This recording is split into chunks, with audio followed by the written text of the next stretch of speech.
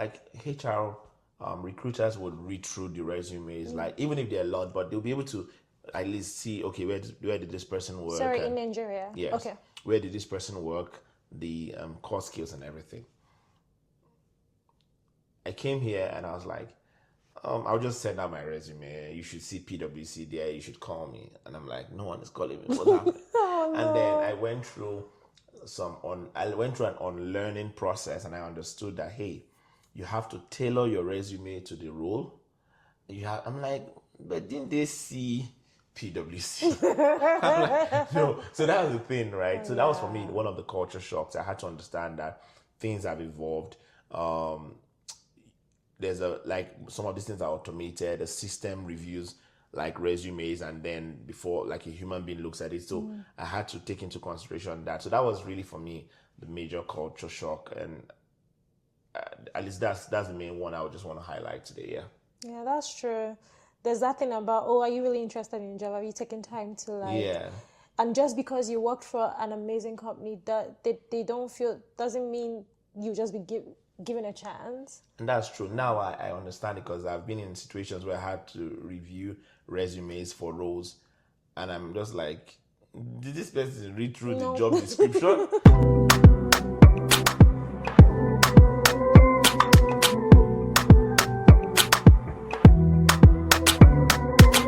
Hi guys, welcome back to Going Through the Madness. My name is Abby and I'm your host. It's been a while since we spoke, but I'm happy to be back. Today, I have a friend with me, Uche. Everyone. So how are you doing? Amazing. Yeah, it's a good day. So yeah, thankful and happy. What happened? You're happy, that's good. You're not just okay. You know, the weekends are, I don't want to call a country's name, but they are always short. You know, they are made in dash, but anyway, they're always short. My point is, anytime I have the weekend, I'm able to rest, and I'm just grateful for, the week that has passed, and then looking forward to the new week. That's good. Yeah. Did anything exciting happen during this week? Are you watching anything interesting, listening to anybody? No, I think maybe time guess. I don't really have the time I used to have, but I actually watched a movie. I'm trying to remember the name on Prime yesterday.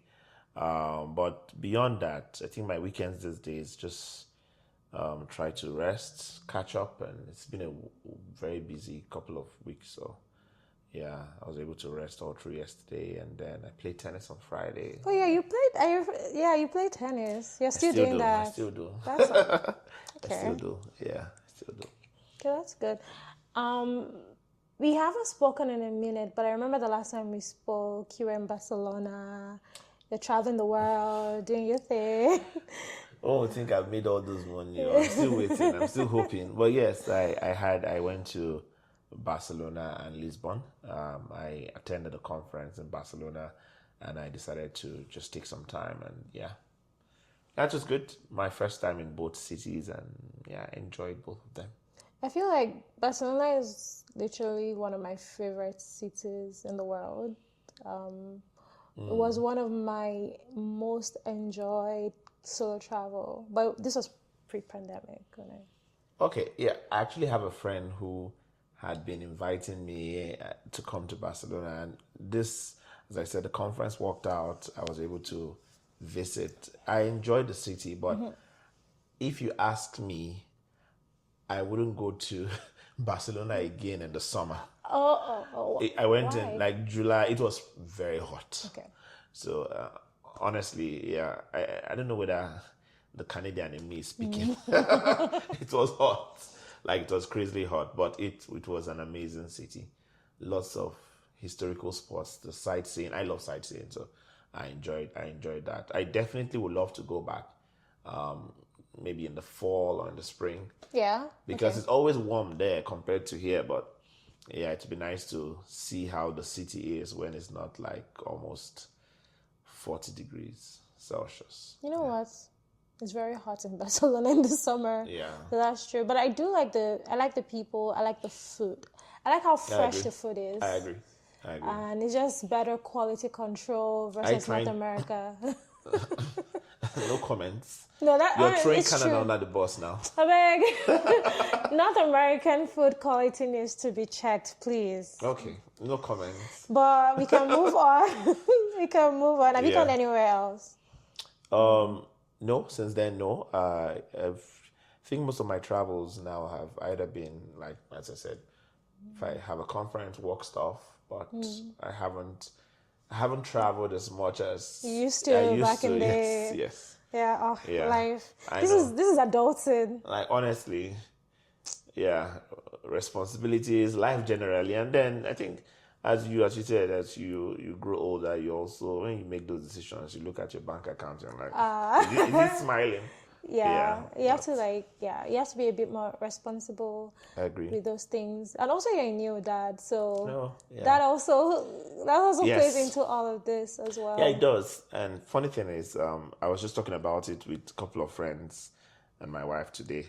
And like I had this family friends we were visiting and talking about changes. And I would say that's one thing as well. I love traveling. I haven't had the opportunity to travel as much. But it's not just about, I can afford to travel, but it's more of being intentional because of the changes, life changes. If I'm traveling, I'm thinking about wifey, my little girl, and the whole logistics that comes with that. And then, we're yet to do a trip all together. That's the one I'm looking forward to. Is she ready? Is your daughter ready? I think she's ready. She has to. She has been ready. Daddy has been but ready. definitely we'll do one. But I'm looking forward to that, and it's gonna be different. So I'm actually looking forward to the stress, the logistics, parking for that. I'm just trying to envisage that experience, and Yeah, and so for me, I have been obsessed with Money for Couples with Ramit Sahit. I think that's how you say his last name. It's a podcast. Yeah. And it also ties back to what you're saying, because like when you're in a couple, when you're starting a family, you have to really, really be intentional and think about things a little bit more differently. True. Right? So, Yeah, it's definitely one thing I definitely agree. And as you said, like, adulting is interesting because there are different stages, and I'm at a stage where I'm not just making those decisions for myself. I'm thinking about how it impacts the next person, in this case, like my immediate family. And but it's interesting, like navigating it step by step. You don't get to see the whole picture or like see everything before you make that move. You just like test the waters. Okay, this one works. Okay, let's try this one, and then put your feet a little bit. just check the a little temperature. bit. But I hope we figure it out. I think we will. I think we've been trying. True. Like just generally in life. So I have faith in all of us that I we'll keep totally making agree. the We'll make it. We'll make it step by Amen. step. Oh God, please, the God of money, Abby. knock on our doors and all Yeah. that. Do you remember how we met? I actually do. It's 5+ years now. Oh, it's been 5 years. Yes, Oh, 'cause yeah, that's true. now, do I remember the exact day? No, because I know I met you through a mutual friend, Ufumi, Yes. and we became, myself, you, Ufumi, and Diana. I remember us forming the WhatsApp group when we became classmates. Yeah. Yeah, so for everyone, yes, we did our masters together, and it was interesting because I think in our set it was just 4 of us as Nigerians. There was another person, but we are not talking about that person. Okay. Yes, True. there's another person, but we're not talking about him. I remember, but I think we just jived, and then Diana was also she's a former colleague of mine, Yes. so it was interesting that we reconnected after how many years, and then you and Ofumi, friends, and then myself, and it was just interesting how we would basically crack courses together, think about that, and in all this, I think we were also intentional about having fun and really enjoying like life, in the sense that it was busy. We were all working full time and studying. That was crazy. That was crazy. That was crazy. I wasn't Something like that was, how did we do it? I don't know. Because I remember not sleeping. I remember waking up at 3, like work would be super busy. Yes. And waking up super early, like in the middle of the night to just do assignments. And it was crazy. Catch up on work. And I think another thing that made us bond, we're all like finance. We had finance backgrounds. We're all CPA. Yeah, we're all CPAs as well. And then we decided to explore analytics and data and management and that's bring back memories. Yeah. And then the trips. I remember us when we went to Kingston. Yes. Was it January or February? Before the pandemic. Before the pandemic. Before the oh lockdown. My God! Before everywhere shut down. And it was nice. Yeah. Like that. And then I remember us having, I think it was Ofumi's birthday. That was one of the last outings we did before everything shut down. And yeah, interesting times. Well, so to answer your question, I remember how we met. Yes, and then you just walked me through our master's program. I know. And that was like we had a good time. And we worked hard and we supported each other as well. Honestly, we did. And yeah, it wasn't easy, but we made it work. But do you think that program impacted your career in any way? Because finance, analytics. So I would say yes. Yes, but to an extent. COVID changed a lot of things, and one of the major things I wanted to get out of the program was building my relationships and networks, and it helped. I wish I was able to do more because we ended up spending almost 9 months out of the 1 year online. And forcefully. Yes, I really wish that didn't happen, and I would have gained more. But beyond that, there are people I knew, yourself inclusive, and others that I built relationship with. We still maintain those relationships, and I would say yes, for me that worked. Knowledge angle, I learned a lot of things. Am I applying everything I learned? I know we ended up using R, Python. I'm like, okay. And I knew from day one I was not cut out to do like all the conch analytics and be a coder and everything, but I was able to pick that and apply it to finance because, as you would agree, funny enough, we do almost similar things in our career space. Finance has evolved. Finance and accounting have both evolved from number crunching to more insight driven. So now when I'm like thinking about my client, my internal clients, and preparing reports and doing some analysis, the knowledge has helped me in that I may not necessarily be coding with R or Python, but I'm asking myself, how do I translate this data and tell the story to the users of the information? So for me, that helped. As I'll still say that it would have been more impactful if the bulk of it wasn't forcefully online, but yeah. Yeah, I feel the same way. I remember when they told us we were switching, I was so upset. I think I was probably one of the most upset people in the class.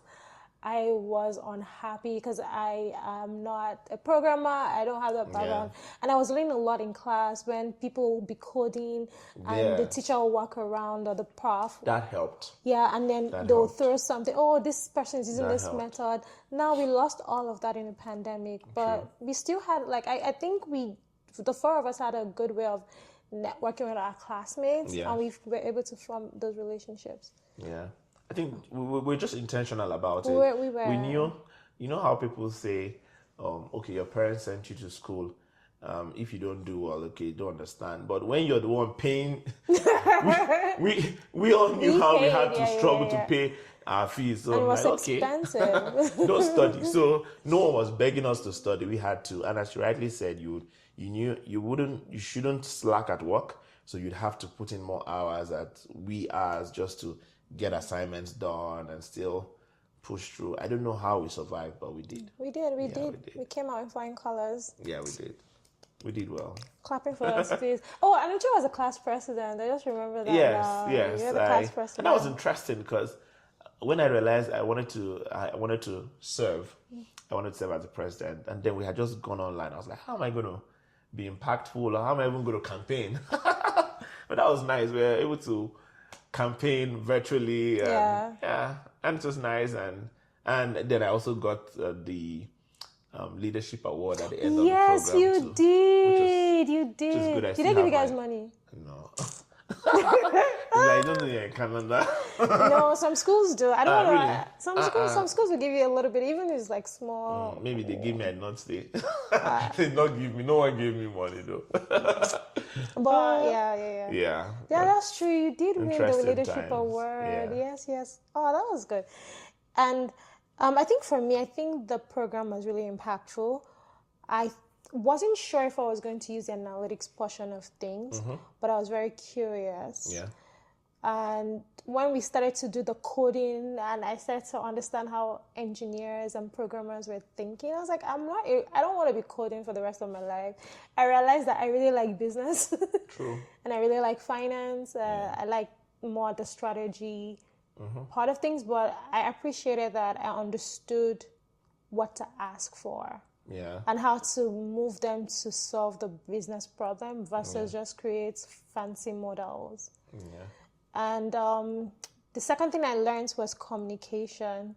By communication within where I worked, maybe how I'll write my slides, I will communicate with senior leaders, really, really improve. If there's something that I took out of that program, I'll say is my networking and my communication. Okay. I think I think there was a way they coached us that I took from that. So those are two things that I'm grateful that I paid that money True. for.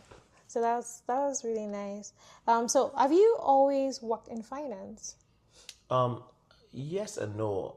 In the sense, I officially started my career with one of the big fours. So I started out in strategy consulting, but I always knew I loved finance. So even in that, for every strategy engagement, either business plans or strategy development, feasibility studies or things, these are already or market entry strategy. Those are the kind of things we did back with PwC in Nigeria. We would always have the financial modeling component.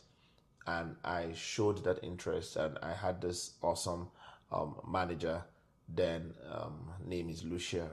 We're still in touch, an amazing woman, and she really pushed me. And then the partner also on the job, Mary, also was amazing. So it really gave me the opportunity to shine, to take on financial modeling tasks. And then afterwards, I did some trainings.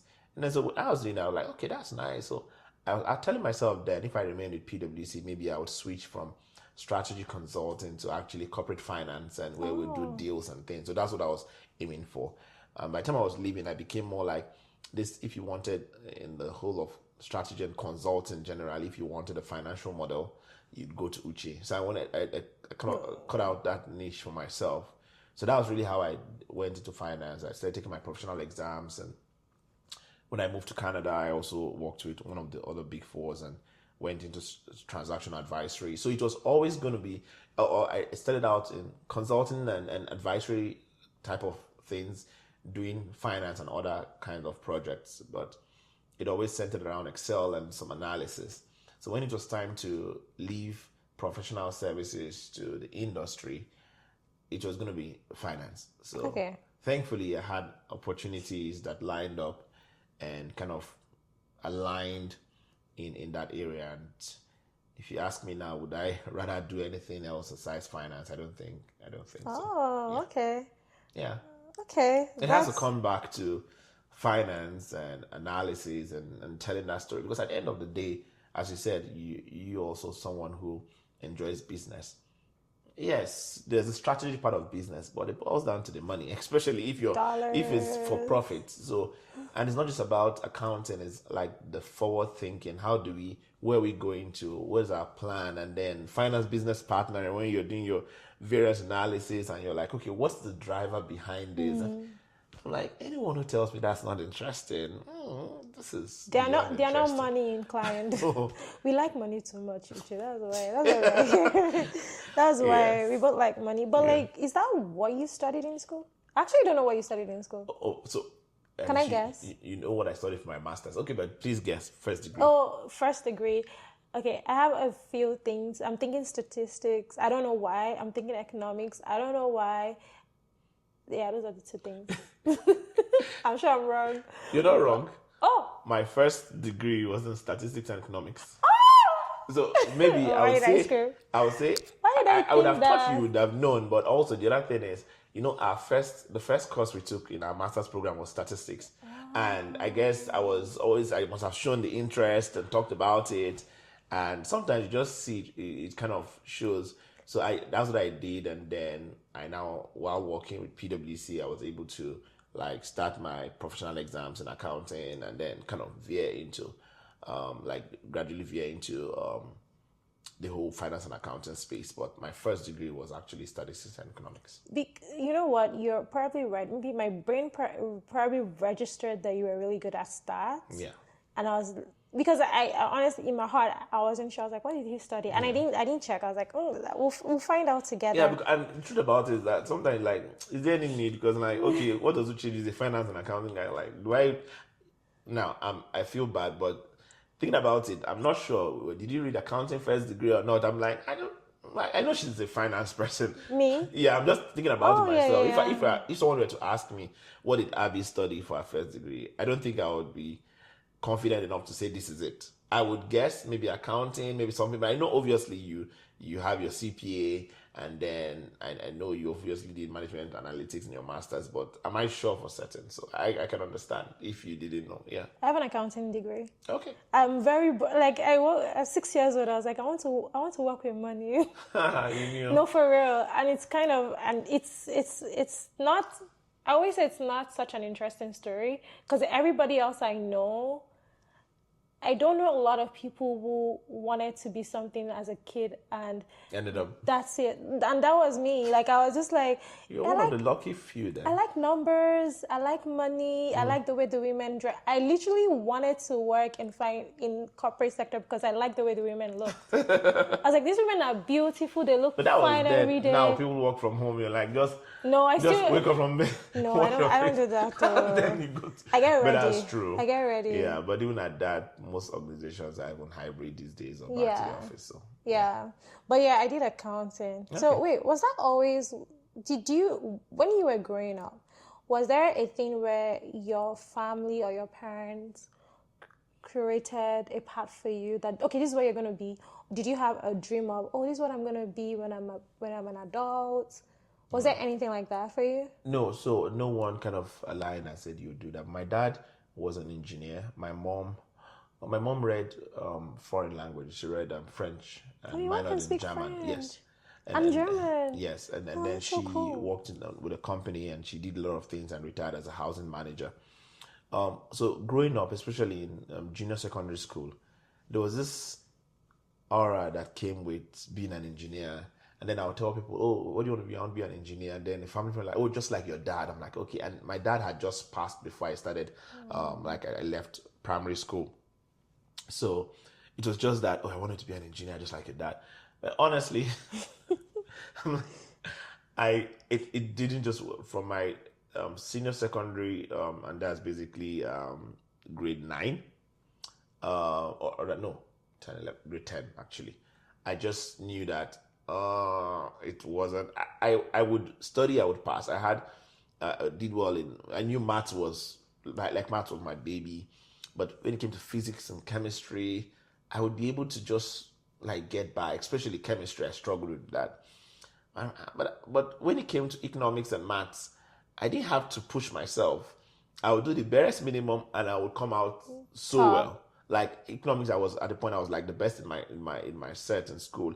And I didn't have to study hard. It was just, and I noticed even in economics, looking back, the part of economics that kind of appealed to me was more of the stats part, so more of the numbers part. So when it came to that, I'm like, okay. So I think I knew what I didn't want to do, but it wasn't clear that, I'll read accounting or anything. But by the time I was done and I was going into university, I had narrowed it down to I would do something within the finance space. But I also didn't want to confine myself. So I said, okay, I will read economics. Okay. And then I would have options to either go into finance, accounting. I don't know how I thought about that, but that worked. And then for the first choice, I didn't get economics, but then I got something better, which was Stat. combined statistics and economics. And then, yeah. Because stats was quite like I think it was one of the more challenging programs to be in, because that's like actuarial.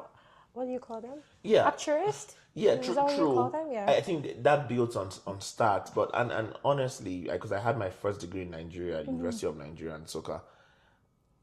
If you looked at when we had the economics lectures, like it was so like lots of people, and then statistics we were just like maybe in the 50s or so, and we had more than double in the economics class, so we had less people reading statistics, and that was understandable now.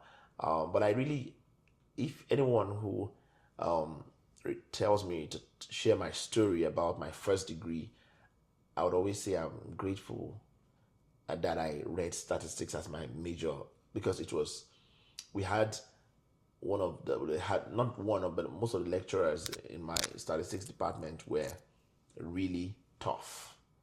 And I'm happy because that prepared me for the challenges ahead. Yeah. So, do I regret? No, but it's interesting. I didn't unlike you, I didn't have, I don't know if anyone thought about like when we were growing up statistics, and I don't know, but yeah, it just happened. And then I'm here now. Stats was very interesting. I like stats too, as like even in our master's program or even in university. It was what was that? The one I'm talking about. It's math. It's not math, but it's math. You had to take it in first year. Some people had to, I took it in first year. Okay. And I loved it. It's like, it's not further math. You know how I call further math in Nigeria? But it's not further. Like I can't remember what you call it. I did like maths in my first and second semesters and for my first year. Yeah. It's called something else, not, I can't remember what it's called. Anyway. Whatever. And that's by the way. But yeah.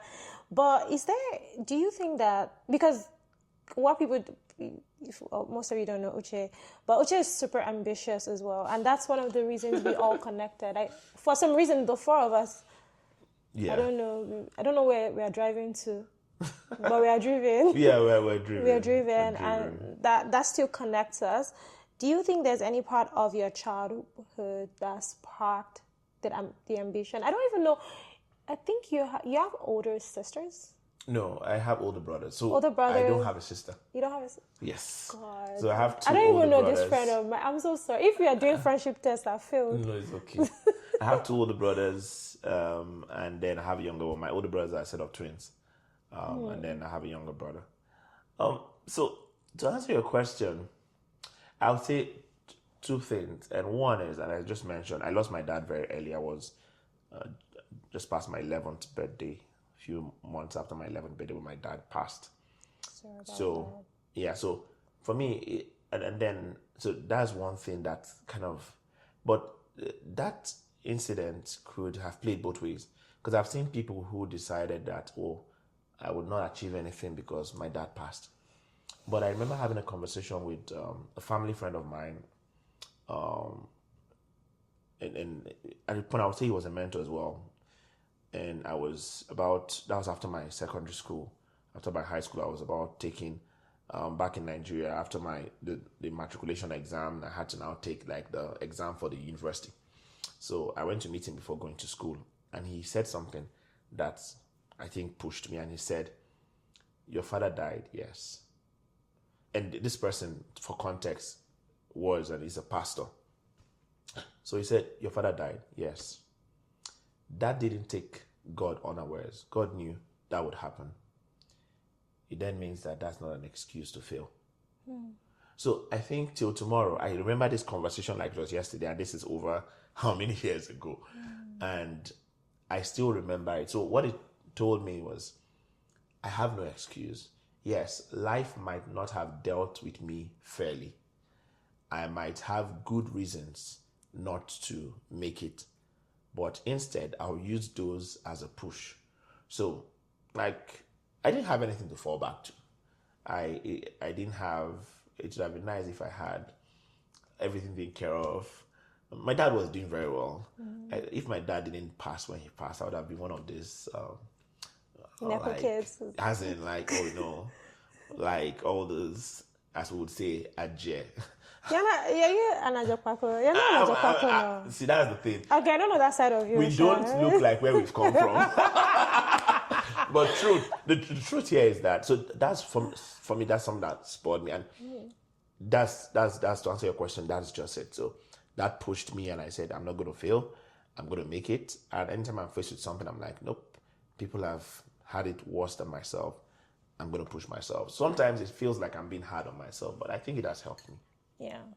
That's very interesting. So that the pastor was kind of a mentor who whispered something, like a key message to your life. It's almost like he spoke life to you. Yeah, and I agree, because and not to sound like spiritual or anything, but at the end of the day,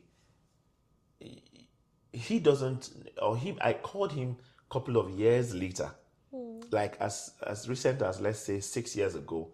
I called him to thank him. I had done this before, and I thanked him again, just saying, and I don't think he even recalls that conversation, but he left a mark in my heart with what he said, and that's why I feel at the end of the day, you and I, everyone, we should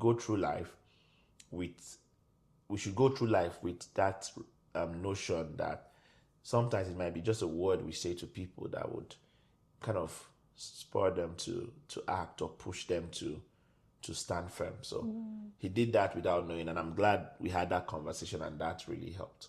Yeah, that's really And then amazing. maybe on the other side too, seeing my mom struggle to raise 4 boys, that's the second thing that I would say was a driver. Like, hey, I need to put a smile on this woman's face and make her happy. So I feel like sometimes our parents, I know they are the parents and they try to make sure we have a good life. But I think for me too, some of the reasons why I want to do better is like, I want to give my parents such an amazing life. True. So like that drives me sometimes. That's why we need that money. God, oh, please. This is second time. The God of dollars. Yeah. No, please. Money, any currency, just knock. Not Thank any you very currency. Much. Please specify the currency. Pounds, dollars, the highest ones. There's some currencies that We're not calling currency. we're not calling out any country, but hey. We're not picking on nobody. At all. But like honestly, they drive me, because you look back and you see, and kudos to your mom though. That's not easy. Like 4 boys, of just 4 children, but and all of you are doing well in your own right. And that's amazing. Yeah. Like, I'm sorry, I was thinking of it again. Yeah. But so you mentioned before you worked for one of the big 4s in Lagos, Nigeria. So, yeah. I do like where I've said it before. I think I said it on another episode that people that work there, it's a few places that I've seen people thrive. Yeah. Coming from Lagos, and where you worked was one of those places. I always watch out for them. I don't know why. I think it's you guys and some other people that I've met and seen. I'm like, oh, pretty good. But how do you think that experience? What was that experience like? What was the culture like? Is it like a small team thing compared to where you worked here? Because you worked for another big 4 here. Yes. In Calgary, I think. Yeah. So Calgary and Toronto. So I started out I worked with PwC, and for me, if there's anything I've achieved or that I've done, it wouldn't be complete. The story wouldn't be complete without mentioning PwC. Yeah. That's the truth, and I'm grateful. I'm grateful to God. I'm grateful for that experience. Was it easy? No, it was challenging. As with most people who have worked in professional services, not just the big 4, multiple projects ongoing at the same time, doing things, and as you grow in the firm, your responsibilities increase as well.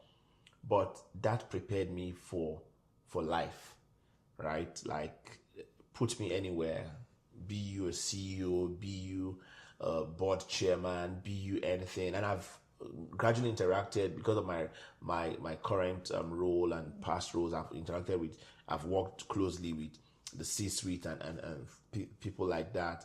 But that is how I was able to grow, right? And honestly, that it was challenging, but it pushed me beyond my limits. If you felt this was your limit, it would push, and then you realize, okay, I can do more, and then I'm really grateful for the people I worked with. PwC was at that time would always say we're the best and brightest. So I don't think they lie. Continue. I'm happy you agree with me. And I came to EY here. I'm calling names now, but I came to Ernst & Young in Canada. And also, I worked with the best and brightest people. Yeah. Now, they're still best and brightest people in other firms and other companies. But I was just opportune to work with these people, and it really helped me. So even when I was preparing for my professional exams, it was nice because I had people who were all doing the same thing. We're working together and we're now preparing for exams together. So we'll study and help ourselves and challenge ourselves.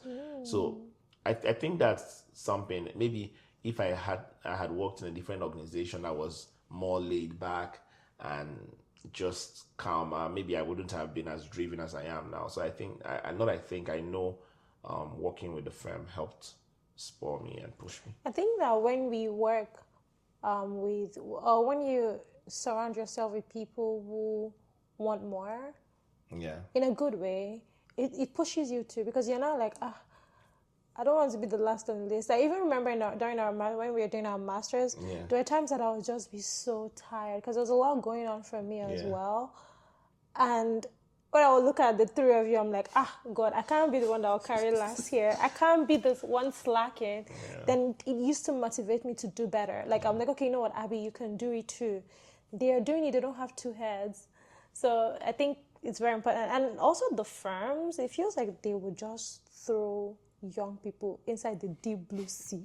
They're like, swim. You would survive. You will not, and you won't drown. And true. Actually, you can do it. And then you're like, oh, I did that. I did it. Yeah. It's amazing. And to kind of buttress that point, sometimes I've seen people argue that, I read something on LinkedIn recently. The person was advocating for, you mustn't work with the Big Four. But I think it came from a place of hate. That's my view. Wait, what was his point? He was like, go for a smaller firm. They would support. And I'm like, that is fine, but you shouldn't negate.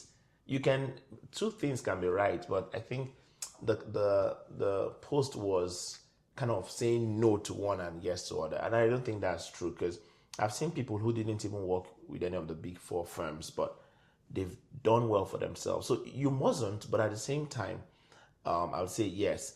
And then I've also seen people who have argued that these firms kind of put too much on people, and it can also have its side effects. And I agree, yes. Yeah, that's true. Especially now we understand better about mental health and how people react differently to things. I think firms and organizations generally have also become more considerate of that and are acting accordingly.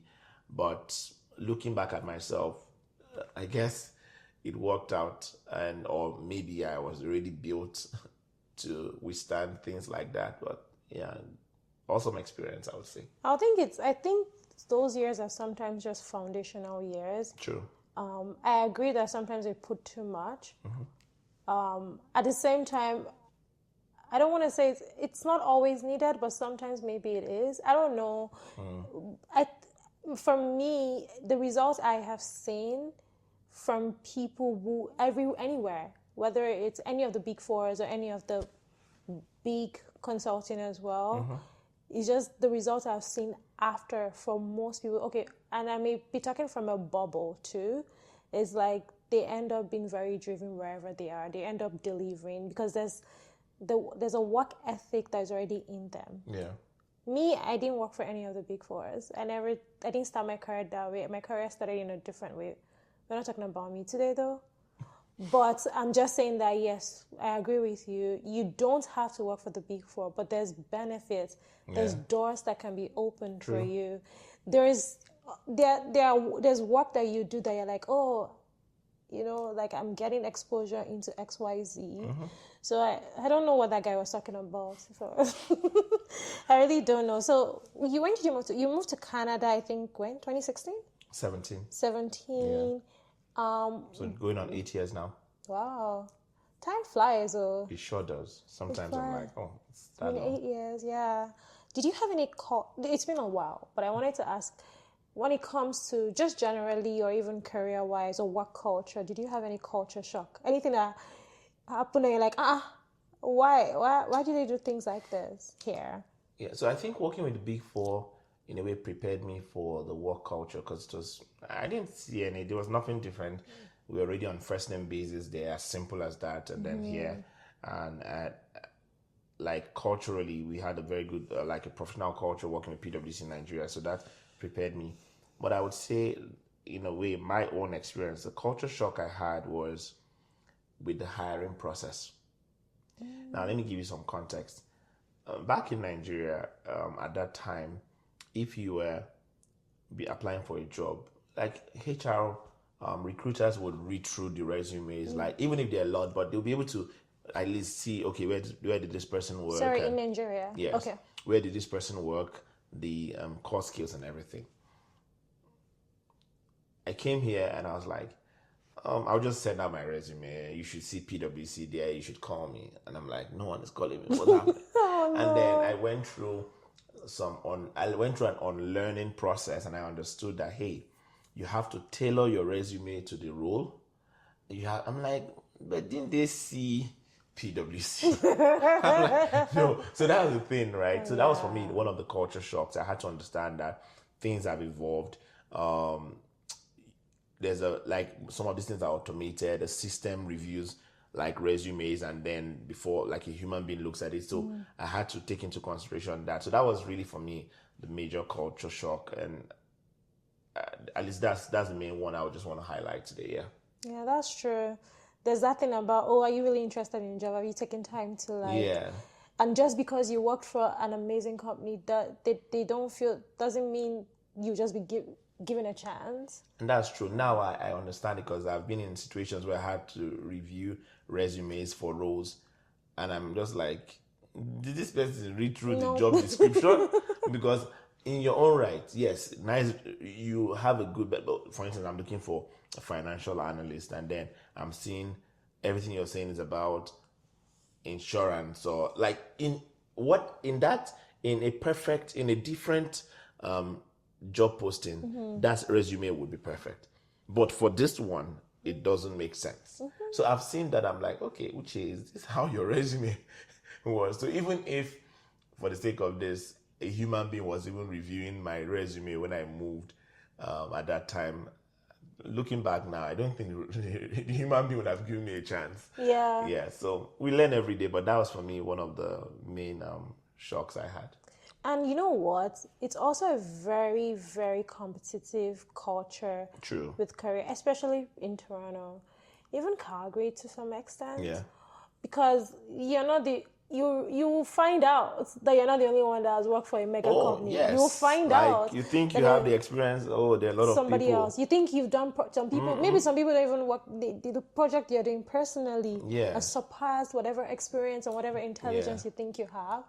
So it's always important to come with your A game and not think, oh, because I've done this, they're going to come. No. True. In this country, they want you to sweat a little bit. Yeah. And that's like, so that's really interesting. So when you moved here, what was your first job when you moved to Canada? Did you have to do any, what do I call, transition jobs? Okay, so I first worked I worked as a customer service representative. It wasn't, we were basically an organization that was, and even before I was in Calgary, but my team was tasked with calling homeowners in Toronto, and they were trying to make their homes smart and more energy saving, efficient. So we're trying to book replacements of thermostats. So I basically called. So I ended up knowing different cities in Ontario without living there. So that was my first job. I did that for a month plus. And then from there, I moved to a paint manufacturing company where I worked as an assistant manager in one of the locations.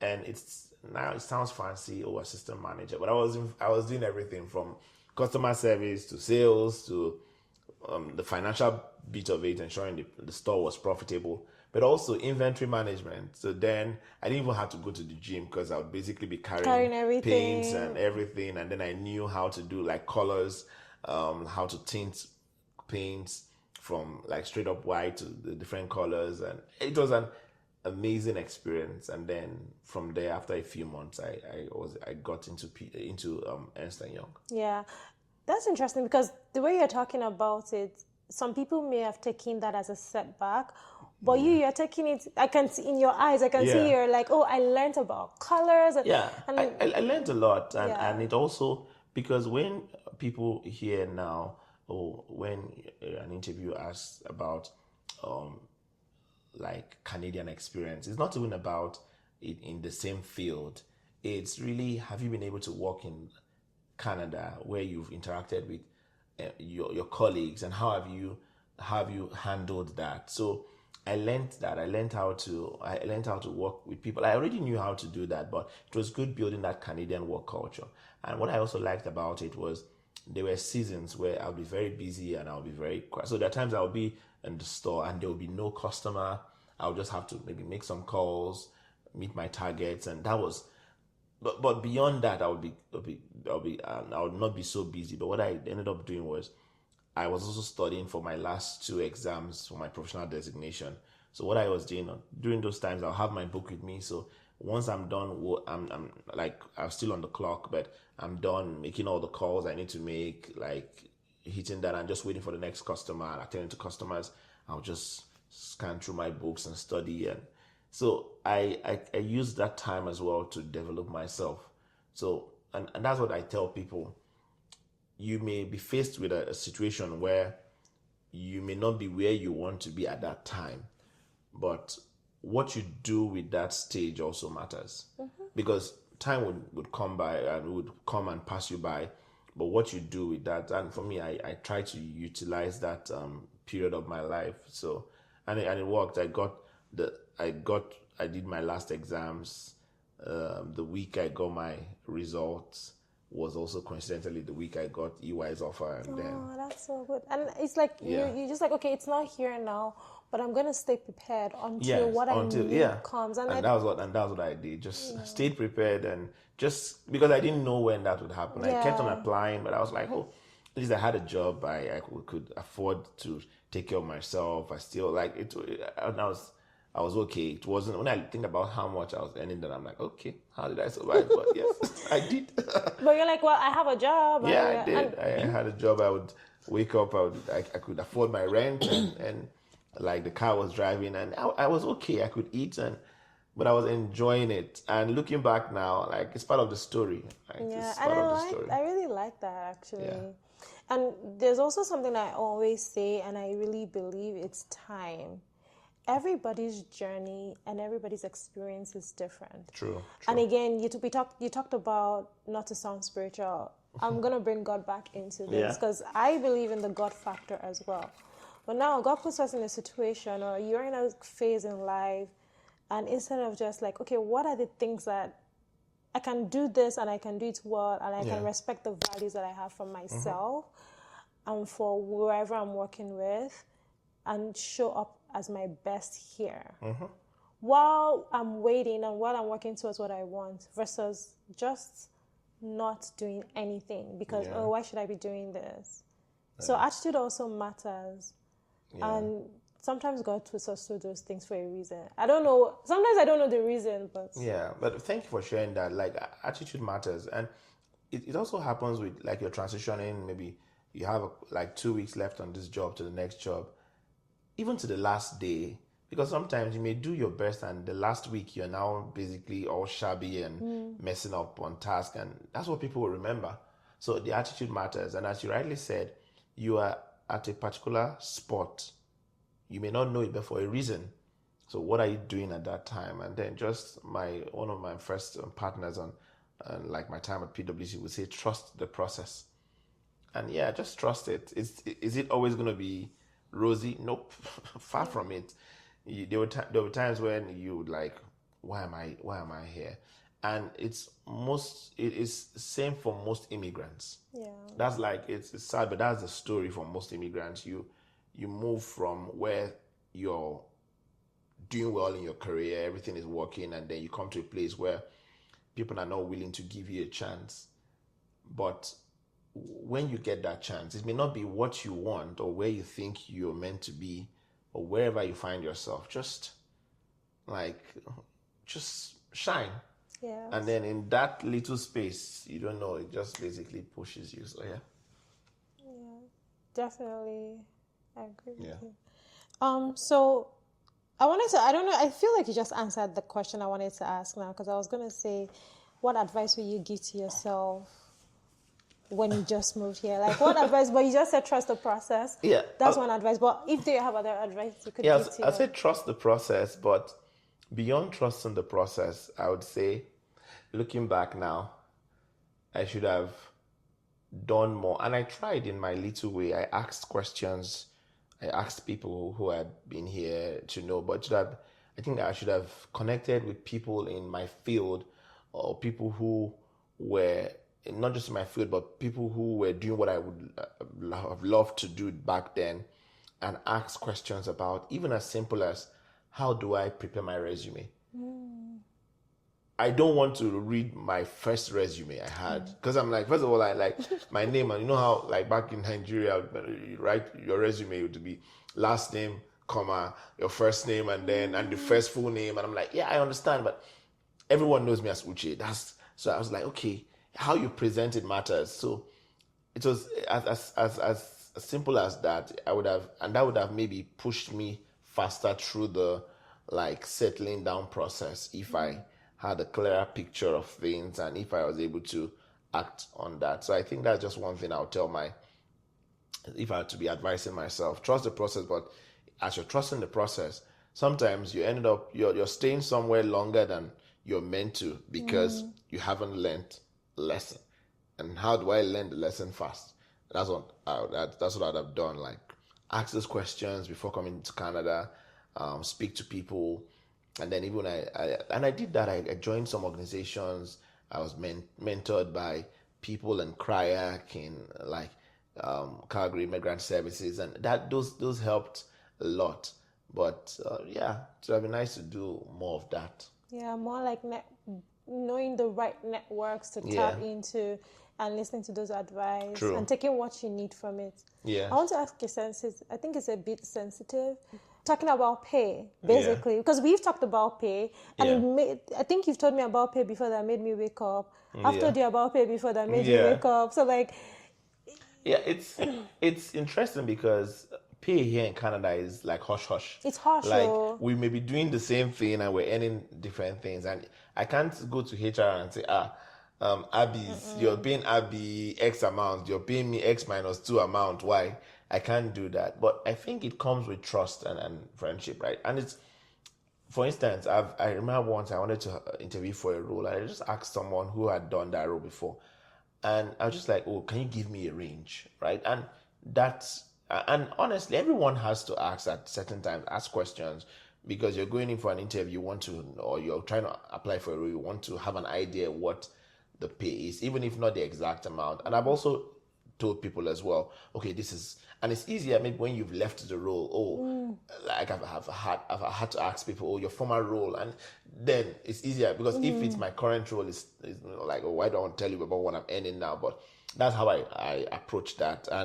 But if it's someone I've built relationship with, like, for instance, if you're having a conversation now, I would not be saying, hey, Abby, what's your salary? But, hey, Abby, what is kind of role? What range should I be looking at? And when you're having an honest conversation with people who care about you, who are your friends, they're like, okay, they're willing to, like, okay, this is it. And it's always dicey, but that's how I approach it. And at least that, and it helped me, because I know when I was with one of my previous organization, and I was okay, the money wasn't as great, but it was better than my former one. I was fine. And then I was having a conversation with like two of my like, at that time, were colleagues, and we're just talking, and then we're like, Uche, this, I know you're loyal, but it's nice, but you should be at least, okay, just check out what you're worth out there. And we just from that conversation, I'm like, okay. And I just applied to somewhere, and I'm like, when I saw the offer, I was like, okay. So I'm actually worth more than this. So sometimes those conversations that you say would just spur you into like realizing your worth. Yes, and I think it's good also going into it from a place of honesty. Yes. And not a place of competition. True. And also when people are asking, understanding the response, because like if you ask me, the response I'll give you would be different. I'll be very honest. I've been honest with you before. Yeah, true. Will be very different to some other people, because you can discern sometimes, like, some people might, you know, yes. I don't know if I should be opening up to this kind of person, so I may not give a very clear, direct answer, versus some friends where I'm like, no, this person is my guy. I can be honest. I know that there's no competition here, and we just want the best for each other, and things like that. But that's really hard to sometimes talk about. So, the day you said, oh, guys, I'm now doing real estate, I was like, what is this guy talking about? Real estate since when, from where? What made you go into that? So, it is a term that we use. Nigeria, we know they carry last time. But for me, it was more of, beyond 9 to 5, what else can I do? And I wanted to build on my strength. I know people say, oh, Uche, you could be a sales guy, Actually. Yeah. And I was like, oh, that's good. But I looked at the environment I found myself, and I wanted to push myself to doing something different. And then I said, okay, when it comes to investment, I'm also risk averse. And real estate is something that is tangible. I can see, I bought that house, I can see that house. It's not something arbitrary. So for me, that was one thing. And I said, okay, I also was opportune to have conversation with people who had invested, but at the same time, people who also were licensed realtors. So I was like, okay, I can do this. And my team lead when I started the business, also someone who I admire a lot. And he's like, and that's something you just even said. He didn't hoard any information. He was like, oh yes, you can do it. Like this, and he pointed me in the right direction. And I was like, okay, I can try. So that was what pushed me. And initially I kept on procrastinating for almost more than a year. I was like, but I decided more like a New Year resolution, which is unlike me, because I try not to wait till like January 1st to decide. But it was just coincidentally, it was beginning of the year. I said, okay, I would pay, I would register. I registered. I knew once I was registered, I'm like, I wouldn't allow my money to waste. So No. I started. But coincidentally, while I was preparing for my first exam, and I was doing that while working, and it was now easier because I had done my master's while working. So this was just, I just gave myself targets. I would read every day, I would read an hour. I would study an hour. So I was studying. And then, sadly, around that time, I lost my job. That's when I was if you remember last year, I lost my job. And it was, obviously, the company had operational decisions, and they decided they wanted to reduce headcount by 25% and another 75%. But what that also taught me in North America here is the sad truth. As an employee, you're still a number. Oh, of course. And even if they are awesome employers and they are awesome companies, but I just asked myself, okay, if that happened, what would I do? Is there anything to fall back to? And I also looked at it. I had weekends. I have my weekends to myself. After work, I have my evenings to myself. I can do something with it. So I know people who are like running podcasts. You're following a passion like this. And I was like, okay, I have a passion for real estate. I wish I had more money to buy more properties and invest and also do beyond just real estate. Sorry, my alarm. That's okay. I just snoozed for 10 minutes, sorry. Anyway, so my point is, I thought about that and I said, okay, I would use my weekend, I'll use my evening. So that was just it. It was a mix of my passion, because I love real estate, I love investing, I love talking to people, I love sharing knowledge. Because even when I didn't, I had bought my a condo, and friends who knew would ask me questions, what's the process like? And I would point them to either my realtor, or I would also answer some questions in my honest way. And I was like, okay, I can actually do this. So that was really what pushed, and it's going well. The market is more like it's cyclical with the way both the weather in Canada, but beyond that also how Did you see the weather? Yes, because The weather affected. yes, because I didn't also know that. sales and transactions peak usually spring, summer, fall, and it comes back because most people don't want to move or buy houses in the winter. That's understandable. So Because of the moving, yeah, how hard it is to move. so not just that. So that one, but it's also like the condition as well. So like as you also see the trend, sales will just drop in the winter, and it's interesting, but that happens. But beyond that, the demand also affects, which makes sense. So when there is like Calgary, there was a time when Calgary's market like was at the rise because Calgary was calling. People were moving from outside Canada, within Canada to Calgary, so that also automatically increased demand. Supply was also trying to catch up. That also increased transaction sales and everything. So that's understandable. So at this point where like immigration is at its low and people are unsure what's happening, there's a government change that happened a couple of months ago, and then we're like, okay, what's going to happen? People are unsure, so the market's a bit slow. But yeah, it's something that is a mix of passion and business, and yeah, I'm pushing it, and yeah, step by step. My first love is still finance. It's something I do. You're never gonna not do finance. Yeah, so this is the finance bro. yes. So it's my main thing, and I try to ensure that and that's a good thing about owning something. So I'm able to like fix it within my schedule. Like I said, my weekends are like for that, my evenings as well, and yeah, just try to manage it. I know sometimes it's like a lot of things happening, but when there is a will, there's a way. Amen to that. Yeah. No, but congratulations on the real estate journey. Thank you. I would like to wishing you great things.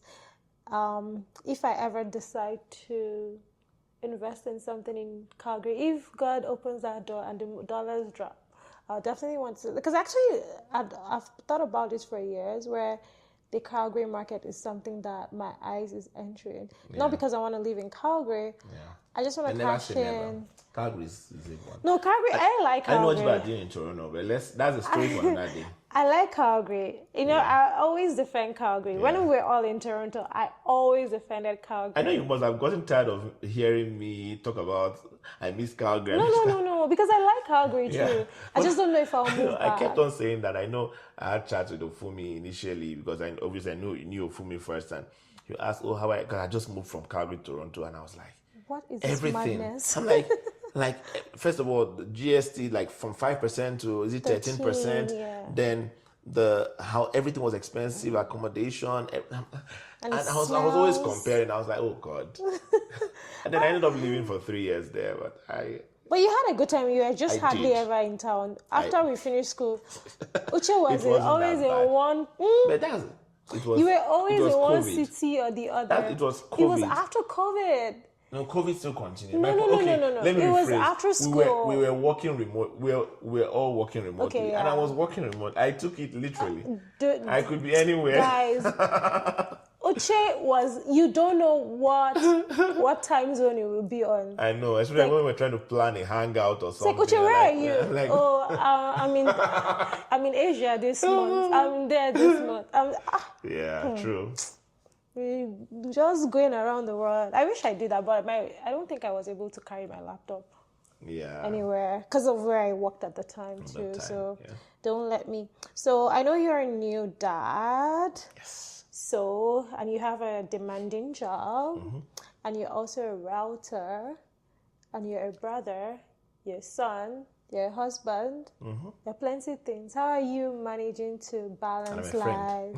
Oh, sorry, and you're a friend as well. How are you managing to balance that? And you work in church too. You volunteer in church. Do you volunteer in church? I do. Of course. I do. So how are you managing to balance things on? And also being a dad, being a new parent it's new. So in my head, I imagine that there are challenges that come with it, whether it's with the relationship dynamic with your partner or even you trying to understand that I'm responsible for this whole life now. Yeah, true. So how is that? How are you transition? How are you balancing it all? So it's not been easy. It's, as you said, is new. And honestly, even if you know someone who has gone through it. It's a different experience. You don't have this all in one playbook that you just, okay, this is what I should do at this time. No. So it's not been easy, but I think I go with this mindset that it's fine. Is it always nice that I have that positive outlook to things? I think it helps. It's fine. But yeah, that's what has helped me. So I take it step by step. I wouldn't figure everything out at once, but one step at a time. But I've also come to understand that you only live once, and I want to be able to enjoy the moment, right? So when I can, I'm able to travel, but now incorporating family to it. And as you rightly said, understanding the dynamics, because initially it was me single, then I got married, and then now with my kid. And I have a girl, I have a daughter.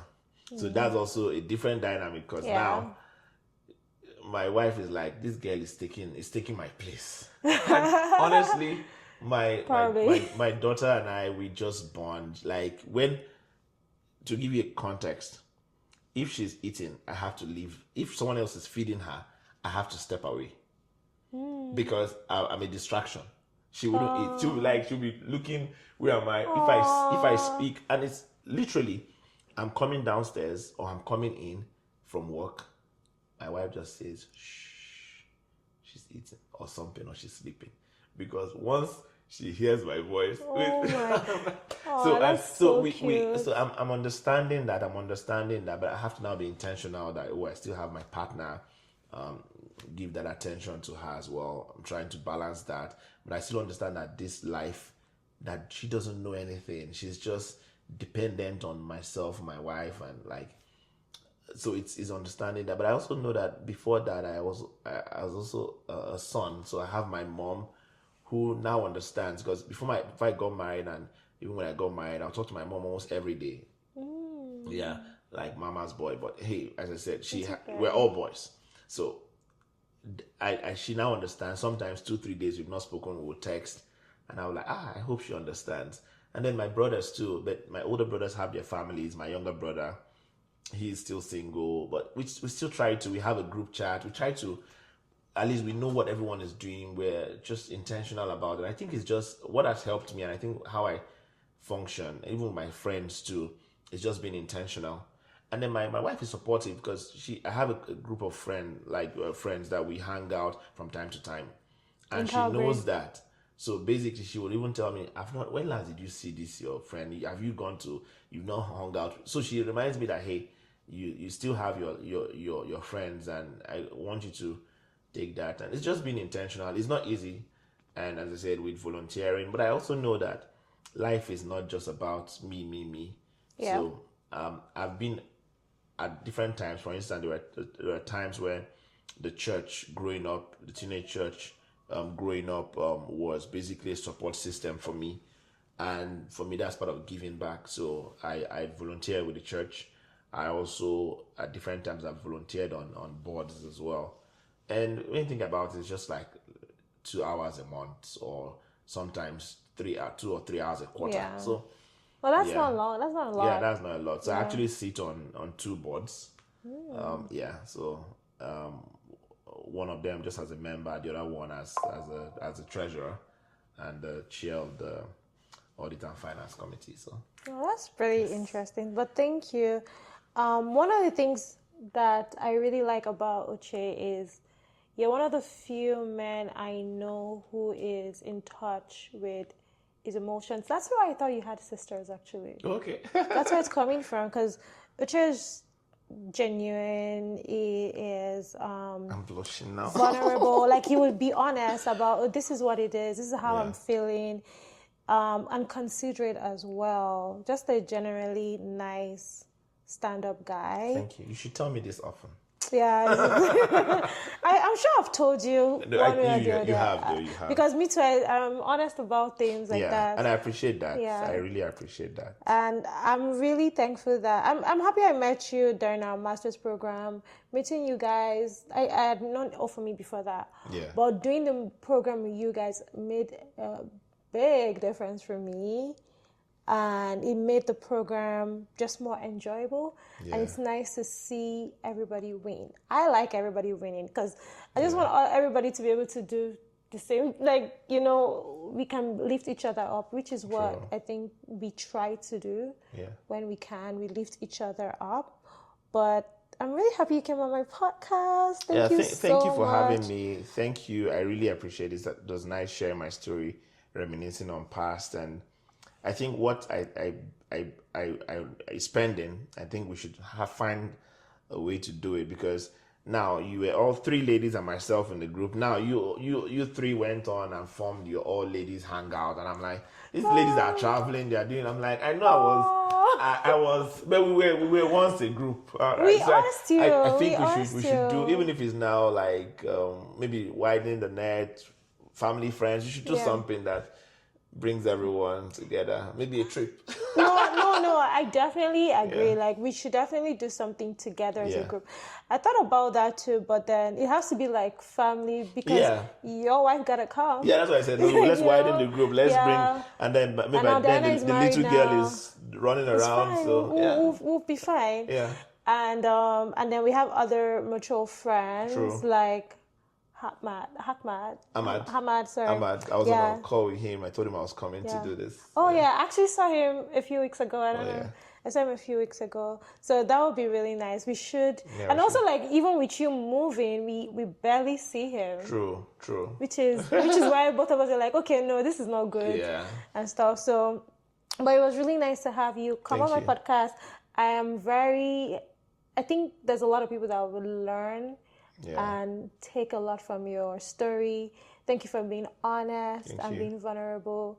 This was interesting. Yeah. Like, I felt like I was also, I think I knew some of these things before, but I also felt like I was learning new things. I was like, oh, this is why this person is my friend. It makes sense.